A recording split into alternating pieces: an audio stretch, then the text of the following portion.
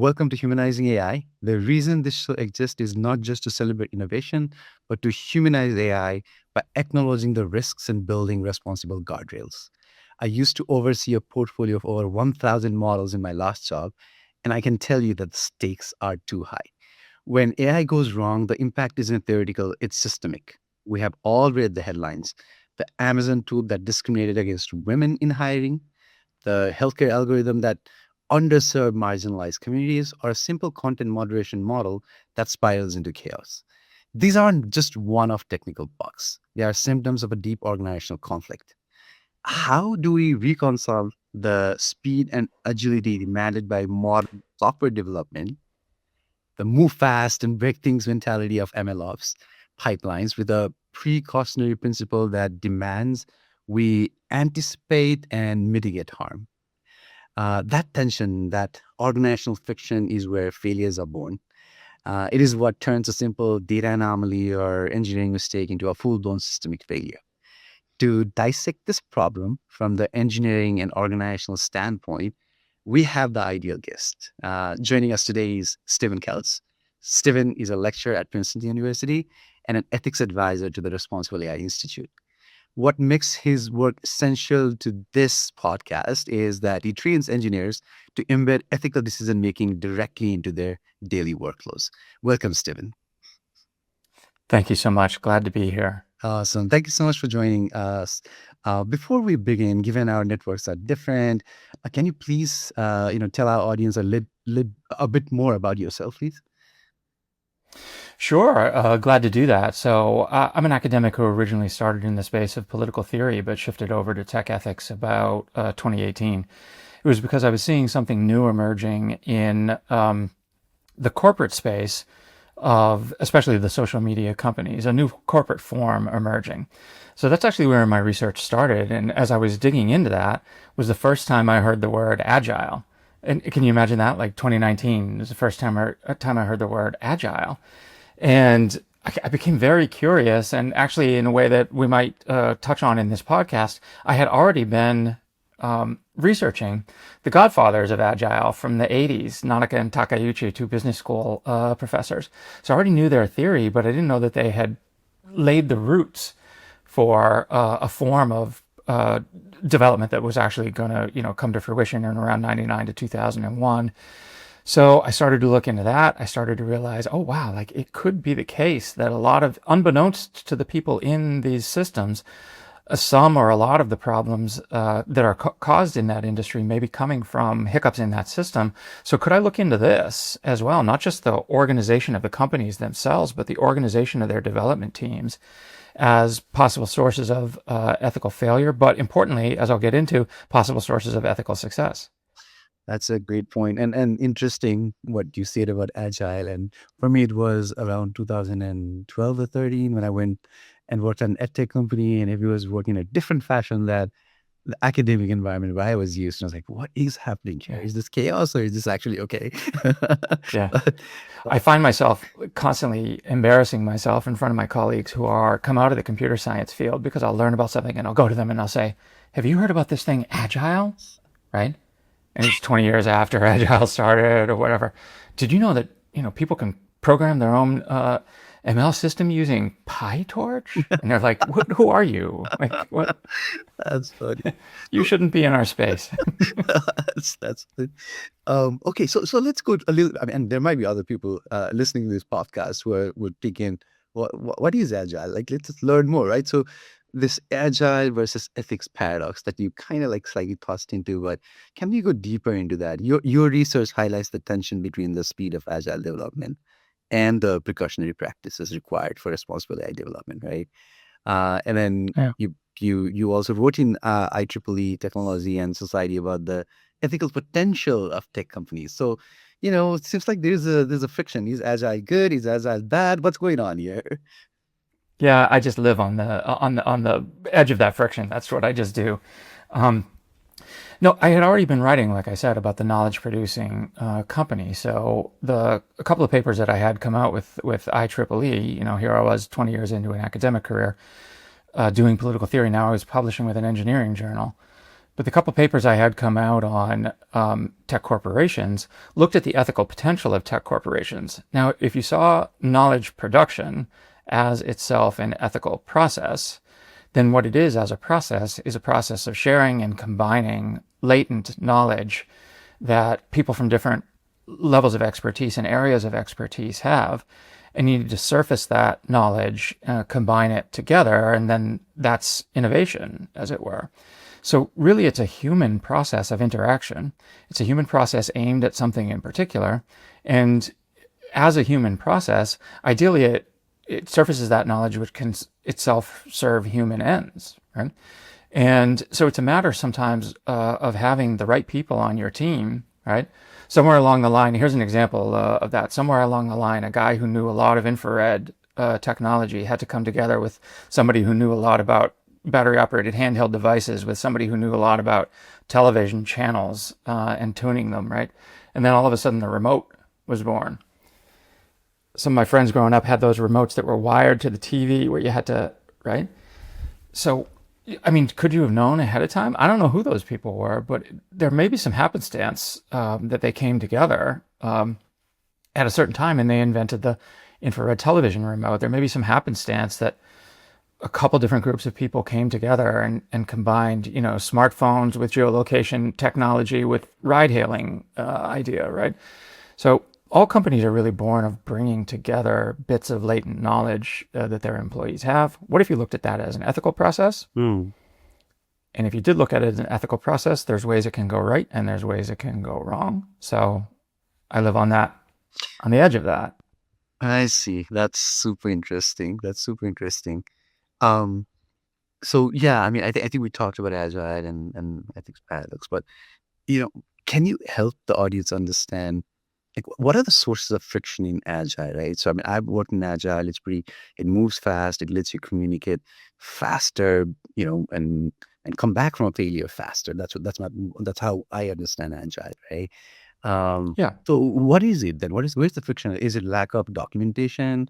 Like rust testing, reluctance of a developer for slowing down in the sprint? Like, where is this friction coming from? Right. So I think of everything from the perspective of information flows and the surfacing of the sort of latent or tacit information that employees have. Latent information would be, I know something that would be useful to solving this problem, but the problem has to be formulated in front of me in such a way that it brings forward that knowledge. Tacit knowledge would be, I know something about the operations of this company that I just do every day. I take these actions or whatever, but I've never formulated it as knowledge and been able to convey it to you. So that would be tacit knowledge. So looking at everything as information flows and the surfacing of latent or tacit knowledge for the company, I don't even think really about documentation. Mm. I think about, is the correct information getting into that document, which would allow a developer in another part of this process or somewhere down the line looking back at this process to actually know the ethically relevant choices that were made. And so model cards, system cards, data nutrition labels. To me, it doesn't really matter what you do so long as you're focusing on getting the right type of information for a future decision maker to look back on your process and understand why you did what you did. Interesting. So for you, like, I mean, you would rather not classify them as documents? Is it what you're saying for agile processes, or like just to make sure I'm You know, understanding yeah, yeah. yeah. Yeah, no, I appreciate the question, right? And I realize that what I'm about to say could be sounding super academic-y, Yeah. right? So maybe I'm not the person to make a judgment. Maybe you should respond to this, given that you've been in the corporations, right? But the way I would look at it is documentation for the sake of documentation has a tendency to grow checklists and fill in the blank boxes and so on and so forth. And then somebody from the compliance team is saying, well, we need this regulatory documentation. And somebody else is saying, well, we better document everything, right? So I'm thinking of documentation from the perspective of the three types of knowledge that you need to pass on: the ethically relevant knowledge, the latent knowledge, and the tacit knowledge. These are things that people need to pass between each other within the companies. And so think of it as agile documentation. when a bunch of software engineers came together, I think it was somewhere in Colorado in 2020 to write down the Agile Manifesto, they were allergic to documentation. They were like, quit it with this documentation already. Yeah. And I don't disagree, but Agile documentation is maybe now more necessary than ever, given especially the types of LLM implementations that we're seeing now. LLMs being a really socially impactful technology, and the uses they're being put to being really socially impactful. They need to be well considered. So agile documentation, I think, would do that. That makes sense. And thanks for clarifying that. I just wanted to make Yeah. sure, we understand the premise here. Um, now let's dive a little deeper. I mean, the next section, we really want to discuss about ethical empowerment in organizations, right? So let's talk about that. And I think in order to do that, we might need to understand your research a little bit more, right? So, your work highlights four key components of ethical decision making: anticipation or awareness, judgment or reflection, intention, and behavior. Um, can we go a little bit deeper into that? Help our audience understands what you mean by that, Sure. we can go deeper into like other related aspects as well. Sure. Yeah. So when I started to think about what the process maybe should look like in the ideal and what the information needs for the process are, I started to, I don't know, some scales fell off my eyes or something like that. And I started to go into these conversations that were people who came from my arena, the humanities or social sciences side of universities. And I realized, oh man, like every time they judge a technology, they're judging a future effect of the technology without actually talking about the much about the tech itself, although there's some discussion of that, but certainly not at all about the process that brought that Hmm. tech into existence. So it's like, you know what? I think I need to look at what that process is more. I've already said look into agile, right? Look into the communication practices. There's a law out there, and I think maybe it's called Conway's law, that every piece of software developed directly reflects the communication practices of the group that developed it. But then, if I was going to criticize that or help that along in some ways, I had to think, how do humans make ethical judgments? There must be a process even that was going into those judgments that my colleagues were so loudly pronouncing on a product from Meta or a feature within Instagram like Infinite Scroll or something like that. Like, okay, well, then how do they come to that judgment? And I started to look at cognitive psychology. And the first step really is that we move through our life mostly enacting common scripts that we're very comfortable with on a day-to-day basis. I'm in a restaurant, I do or don't tip a waiter, depending upon whether it's a full service or whatever. These are scripts that we have, right? And we just go through enacting. But ethical judgments don't come at us all the time. They're not part of our everyday, right? And so oftentimes we might just slide right by an ethically important moment without noticing that it had been there. So awareness is the ability to kind of have your antennae up and to say, wait a minute, there might be something surrounding this choice that's going to impact others in a way significant enough that I need to kick in another script. Right? Judgment then is not always needed in those situations, right? But you may need to use reflection or judgment on that situation. Let's say there's conflict between you and someone else on your team. You raise a potential issue, and they're like, "That's never going to happen," or "It wouldn't be important if it did happen." Okay.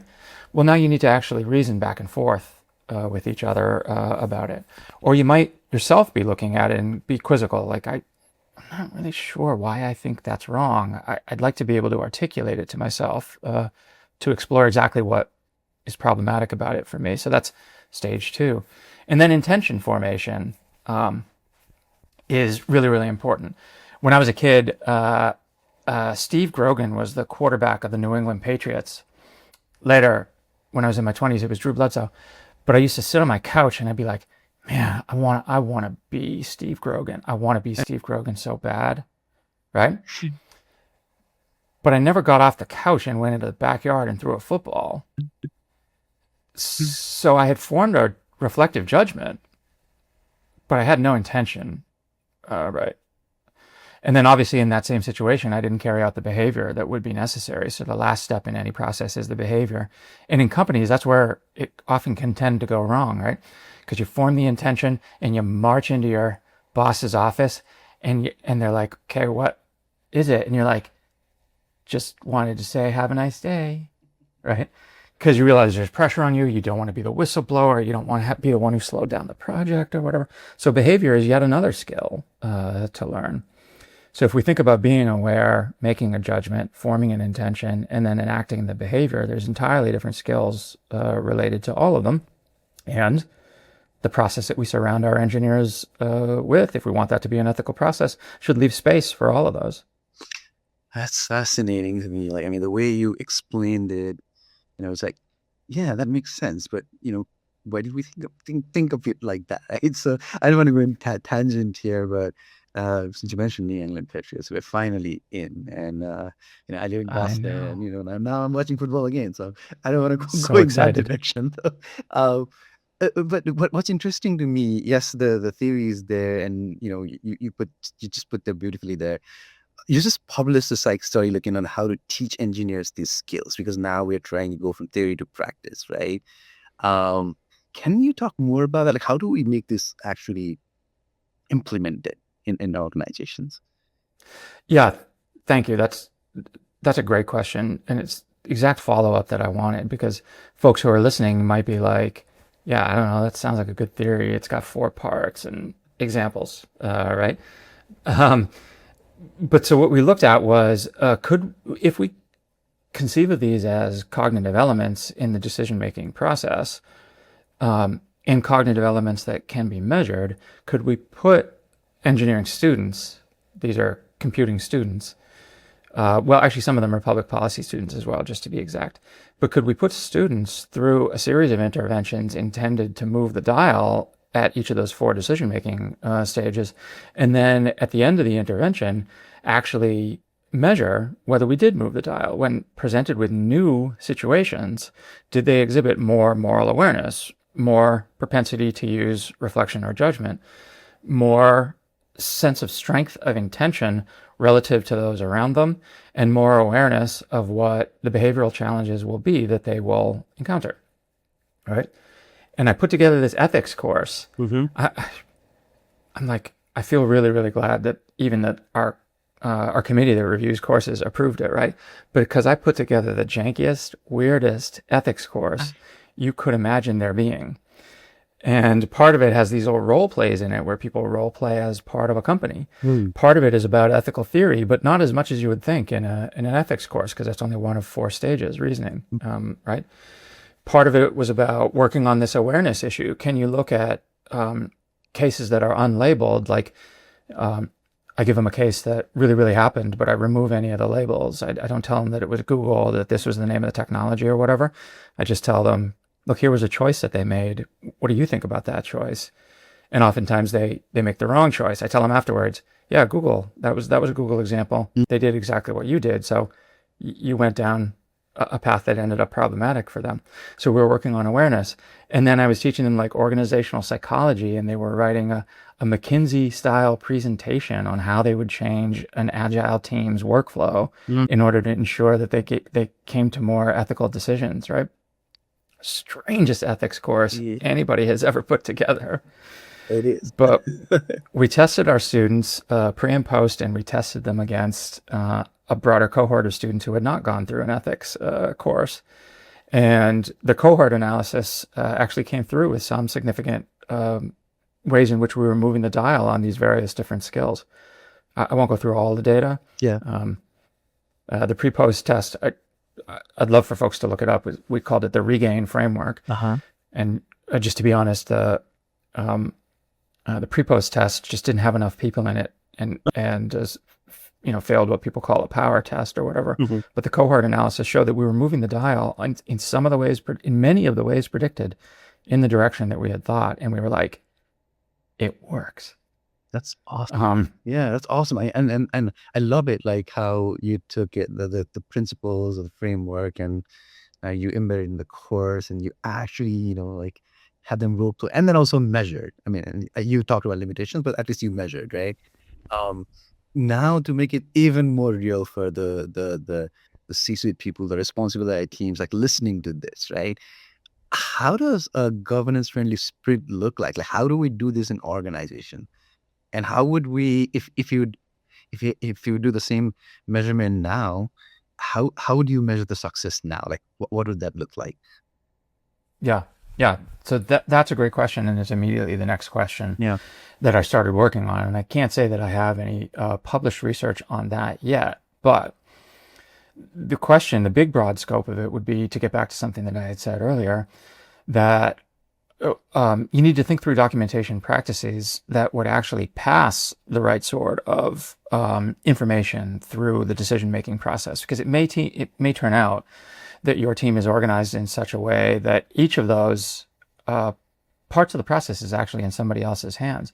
So imagine your team is organized in such a way that um, nobody within the agile team itself actually has vision into every part of the project, and they're all being developed simultaneously. But a manager actually makes the final decision when these things come together. Is it ready to go to beta testers? Is it ready to ship to the customer? Is it ready? Is this what the end users will actually use, et cetera, et cetera? Okay, cool. But your process is going to have to be one that loads the manager up with the responsibilities to maybe do an ethics assessment on it and become aware of what's going on. Maybe pass through an ethical review process like Google had at least until 2022, a process that was not definitive. I don't think that they could stop any product from moving forward at Google, but they could kick it back to a manager and say, this is what we've surfaced for you, right? So that's an external organizational way of implementing awareness. Does that make sense? That makes sense. That makes sense. And I think slightly shifting the gear, I think like what we talked about so far is empowering these engineers to be more ethical within the processes that they're working on, right? Which is amazing. But Yeah. I think you also talk about ethical disempowerment. You know, you discuss how corporate structures can ethically disempower engineers. Can you walk us through that Yeah. concept? Because in a large enterprise managing thousands of modules, like the one that I recently used to work in, what is the most common structural cultural factor that prevents a smart, well-meaning engineer from stopping a model they know is flawed? Yeah. Yeah. I mean, I really like the question, but now, hearing you say it, I have talked about that concept, ethical disempowerment, right? But I was having such a good afternoon, and now like the rain clouds have come. You managed to yuck my yum. Can can, can I talk it around and flip it around and start with the ethical empowerment part? So Anywhere you want to take it. I actually love the idea of agile teams that are Yeah. empowered to work themselves towards all of these steps in the ethical decision making process, so that they themselves are pausing each week to say, "Hey, let's turn to the UX designer or UX researcher in some way, and let's ask questions about unforeseen." Future consequences of how this technology will behave in the socio-technical environments in which it's deployed, right? Where parts of the process, parts of a sprint, maybe just a few moments in the sprint are dedicated to awareness, where information sharing within the team isn't siloed, right? Because the team itself is able to look at what others are doing and be, I'm curious about that. I'm working on this part of the project. You're working on this part of the project. Let's talk about how they're going to fit together eventually, right? Where the team itself is talking through their intentions, their hopes, aspirations, etc. I worked for a brief period of time externally on a Google kind of role play type system called Moral Imagination. Mhm. It was a real fun workshop, allowing the engineers to communicate with each other in an informal environment, etc. It helps through that decision making, reflection, and the intention time, right? Or part of the process, right? Okay, now flip it around to the gloomy clouds. Right. Disempowerment would be organizing a team in any such way that actually nobody is now responsible for any of those parts of the process, right? Mm. If you want to organize your team hierarchically and you don't want each of them to have visibility into what the others are doing and the manager is going to make the final decisions, go for it. I prefer the first way, Mm. but go for it. But then you're going to need to build in the awareness component, right? The reflection component, the intention formation component, and you're going to need to fight your way up through your own hierarchy so that the company behaves in a way that you have decided is relevant. I much prefer bringing that back down into the agile teams. They're the ones with true visibility into the innovation process, and ultimately they're the ones with the knowledge that's being surfaced and combined, right, into this incredible innovation. So I'd much prefer ethical empowerment to happen, Yeah. but be aware not to disempower Right. everyone from making a good decision. Right. Right. What's going on in my mind right now is we're really focusing on empowering engineers or bottom up, like fundamentally bottom up, like engineering led responsible AI. Like if I'm only focusing on AI, I think you're talking about any kind of software, any kind of things. But like in my mind, like if you're talking about like AI development, that's what I focus in. We're talking about like engineering led responsibility. Accountability is a lot on engineers here, right?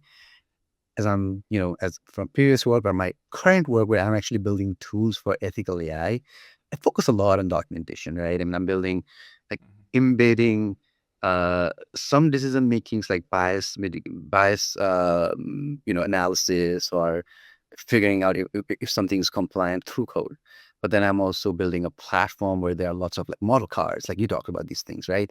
And Mm-hmm. and audit trail, like we talk about all of documentation within a platform. That's what I'm building as a company. Now I'm really questioning myself as well, right? So, you know, like, would Yeah, you support, like, and do these even matter then? I think, like, should we focus more on this bottom up ethical decisions? Like, I don't know. Like, I don't know if I'm framing the question correctly, but like, which one is more important? 100%. Yeah, is it hybrid? Like, how would you approach it? How do you answer that? Yeah. Don't ask the academic. Um, I got I got stuff I'll say, right? But really, I'm psyched to be talking to you as somebody who's actually doing this, right? I'm teaching a class in next semester called Ethics and Evaluations, right? Hmm. And so, and the thought behind that class is to answer this exact question that you're asking, which is, okay, we do want to do things like make available to the engineers platforms that will have different evals that they could run on them, right? The sort of thing that you're building, but we also want to help them along with the reflection to choose which evaluation, right? Mhm. Because if it becomes we just need a bias evaluation, or we need three, or we need whatever the boss told us, Mhm. right? Then you can disempower. They're not reflecting upon which evaluations they're going to run. What is this product intended for? Hmm. Um, what are the unintended uses of it? Yeah. Um, so I'm sorry, I'm pausing here, but like a thought just came to mind. Sometimes when I work with students who are right in the middle of a project, I'm actually asking them questions about could there be potentially good outcomes from an unintended use of your product by an unintended actor? And they're like, wait a minute, somebody I don't want to get my product is going to use it in a way that I don't think, but good thing is going to happen? What are you even talking about, dude? Yeah. Right?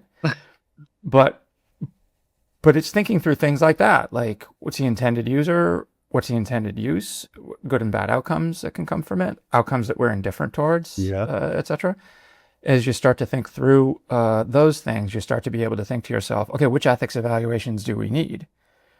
Um, this is going to be used for off-label uses, and that might be okay. It might be good, Hmm. but we're going to run it through a test to make sure that when the person uses it this way, it's not brittle, um, unresponsive, or unintentionally causing harm. Yeah. No, this is perfect. I mean, I teach data ethics at NYU, and first time when I talk about unintended use of data, and make the examples real on, hey, yeah, like census, we collected data, and 100 years down the road, people use it for something else.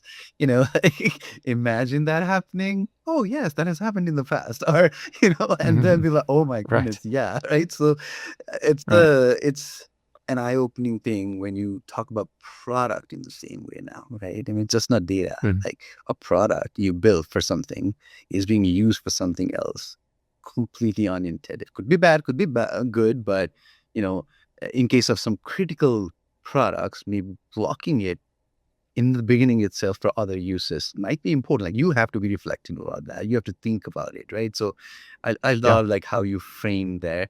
I know we're nearly approaching there, and I could continue talking about all these things, but I really wanted to cover, two more things with you. So another thing that we talk about a lot in AI development or AI governance is monitoring, right? And if Mm. solely like Mhm. documentation based method doesn't even have to follow agile, then you know that, oh, you have this KPI, or you have this, like from ethical point of view, or governance, let's just say governance, not ethical, right? So I'm measuring my accuracy and bias, I'm tracking it, uh, you know, but from your standpoint, like, are there like things that we should be monitoring beyond simple performance metrics like accuracy? Um, are there any early organizational or societal signals that an AI system is causing unintended harm can be seen early on? Any and if there's no perfect answer, that's okay. But should we be measuring more, and what could we measure as a Mhm. continuous Yeah. monitoring? Yeah. Yeah. That's really interesting. And I think that that's the first thing, just going back to what we were both just talking about. The first thing that I would say there is, are you seeing an uptick in unexpected users, right? When you see an uptick in unexpected users, and you may or may not have demographic and other information about users that can really help you confirm or deny these expectations, right? But if you do, whatever information you have, if you're seeing an uptick in unexpected users, start to think about the use case. It may be on label, it may be off, or whatever, but that's the first read that you're getting about users. And it may just be, you know, IP addresses, areas of the world. There may not be much at first, but unexpected users is, I think, the first place to go. Yep. And then if you're doing some kind of content moderation, if you've got a social component to it or whatever, and you've properly consented everybody who's taking part in this, and you're doing some kind of content moderation, you'd look for those mentions of potentially Mhm. problematic uses. Right. Does Right. that make sense? Right. Yeah, that does make sense. And it's Yeah. and I don't think it can be. I think, to go back to the work that you do on like creating a platform Yeah. for ethical AI, I think this is super important. The important part is to add a reflection component to it, so it doesn't just become a checklist. Right. I love checklists because the engineers who keep our planes flying and keep the plane that I'm going to be on in the air go through checklists, right? Right. So checklists are great, Yes. but they can't be unthinkingly implemented, and etc. So the reflective component that allows somebody to say, we're going to do this bias evaluation or that one, depending upon the intended use. We've been told to monitor or whatever, but we're not going to unthinkingly look at accuracy rates and so on and so forth. We're going to really quite thoughtfully process through, like, what data flows are we actually getting here? Um, what do we have consent to actually look at in terms of the user's data and etc. What could be going wrong out there? Um, you know what I mean? And how much do we need to test this? This may be maybe a silly one, but I've talked to so many people who are used to some of the old methods, just dog voting an app or Yeah. something like that. Yeah. Yeah. Yeah. Yeah, and they're like, yeah, we'll run it by 10 or 20 people or whatever, and if it works for them, it works for them. And it's surprising the number of people who aren't aware of the number of iterations of a given eval you really need to do. Exactly. And so be thoughtful about that as well. Yeah. No, you are making me think, even like fundamentally think about my infrastructure. Because I mean, the way it's built right now is okay. On the developer side, let's make it easier for developers. So my mind as a past developer is always, how do I make things easier for them so that they don't have to worry about the ethical components, and they can focus on the coding? So can I embed Mhm. these ethical concerns, somehow codify them, right? And so, they can say test compliance, test bias, and just tell me which model you're using. I'll help them through it. But now you're making me think, oh, but, like, are you now really just creating checklists for them? Like, is there a reflective component just for the engineers? Because there is a reflective component. Because once the metrics Mhm. are collected, a group of people are going to look at everything from the issues that you talked about: intended use, who is the user of this model, what are the other complications. That happens, right? Even in the Mhm. platform. But am I taking engineers out of the equation is where my mind is going as I'm talking to you, right? And maybe I need to think more about that. In terms of the ethical decision making, Yeah. yeah, and it could just be um, uh, advice you give about how to implement the use of the platform in a team. Maybe you recommend that multiple people work on it. Maybe you recommend that multiple people first register their choices of which evals they're going to do and so on and so Right. forth, and then get together and say, well, why did you choose this and I chose that, or whatever.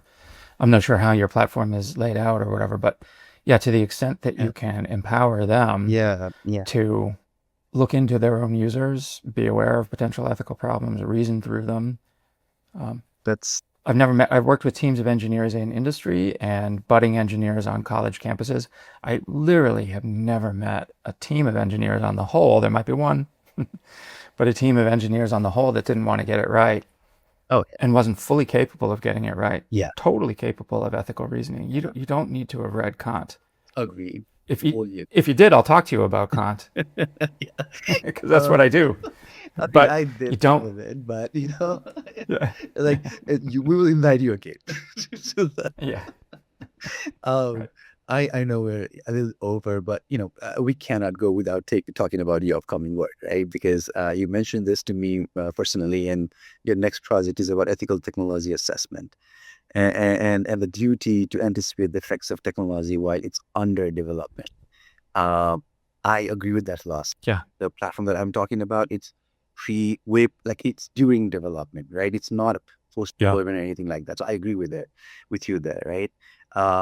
But like most people talk about preventing harms or wrongs from deployed tech, right? And so when you say it's developers' duty is anticipation. Why is that? And I think like that's where I'm trying to understand for everybody in the audience and for myself as well, right? When you say the developer's duty is anticipation, why is yeah. that? So ethical technology assessment, when I use that term, I'm referring specifically to a set of processes that were used also here in the United States, but used by government offices and universities beginning in the Netherlands from the 70s until now. So ethical technology assessment is a process, right? And it does begin with a bit of futuristic thinking. What are the likely uses of this technology? But to flip around the ethical question, I'll try to connect those. Yeah. So, hey, look, any ethical stance that you take out there towards technology, please keep taking it, right? Yeah. But we have these conversations about existential risk and the sort of effective altruist community. They're looking at future consequences of a technology and attempting to attach probabilities to it. There's some problems with that because the sorts of probabilistic reasoning they use aren't necessarily intended for thinking through social science theories or Mhm. predictive theories. And it's really, there's a lot that goes into that or whatever. But let's just say there's some problems if you're just thinking about the future consequences, right? If you're thinking about a person's responsibilities or duties, right, then it comes down to whether their intention was good or pure or whatever you want to call it, right? But then you can't basically hold them responsible for things that anybody would have failed to anticipate, literally unanticipatable and unforeseeable future wrongs in some way. So maybe you're letting too many people off the hook that way. So if you're using some probabilistic methods to look out towards the future, you're actually probably in error about your That's good. probabilistic guesses. If you're using this framework of wrongdoing or whatever, you're letting too many people off the hook. So what if you say the responsibility is in the process? It's right in the process. And I want to make an argument that anticipation itself, the act of trying to look at the most probable outcomes and plan for them, right? That anticipation itself is ethically required. And you've done this type of work. Many of your listeners might as well. That doesn't just mean to make an assertion. This is ethically required, right? Yeah. It means to really look deeply into what philosophical reason could there be to say that doing one of these anticipatory assessments is really all that's required. And there could be a future consequence or whatever where at some low probability all of humanity is ended by this. I just don't really think you're responsible for that. Yeah, no, that's fantastic. And I mean, just to remind our listeners here, at least for me, this was eye-opening, right? I mean, in AI governance, we obviously engineers have a big role to play. Everybody has a role to play, and one of the accountable parties are engineers. But this is like your work is so fundamental that it is saying, if we can actually use some of the things that you're talking about with engineers and with the development team as they are working in agile, we can really empower them, and then everything falls in place. Then the bigger system that we're building on top of what their product is, what they're building, that doesn't need to just go out of proportion to making sure that things might go wrong, because more than likely things have already gone right? I mean, that's what I'm loving about, Mm-hmm. what you're talking today is, the accountability, like giving the accountability, big piece of accountability to engineers themselves, and also empowering them. We're making things much better on the other side, where huge responsibility right now is on responsible AI teams, the governance teams, right? And maybe that's because we haven't empowered our engineers better, right? Right. So, this, Think of those yeah, please go ahead. think of those governance teams too. I mean, if they're organized in such a way that they don't have a window into, say, like the actual data choices that engineers are making, well, man, they're missing a huge swath of the decision making that led to a product that's now on their desk for review, right? So I think you gotta however you organize, you have to have a window into the creative process, the informational process I talked about earlier. And who better for that than the engineers themselves? They're the Uh, ones doing the creative process. oh, this is great. This is great, Stephen. It was great meeting you. Yeah, I'm going to reach out for other materials that I can read and send to our listeners once this episode is released. So I'll definitely going to personally reach out to you. I learned a lot on your work, as much as like you told us here, and I can see how relevant it is for AI governance, right? That's my field and my company that I'm building right now, and you made me think about some of the design choices that I'm doing right now. So thank you for that. And Cool. Yeah, really good to meet you and yeah, any great any conversation. any Appreciate it. any last words for our listeners here? Anything you want to share? Any future work? Anything? It's yours. Go Pats. Okay, awesome. Thank you Drake so May's the much. savior. Go Pats. Okay, All right. thanks a lot. Thanks a lot again for being here. Really appreciate it. Yeah. Good to chat with you.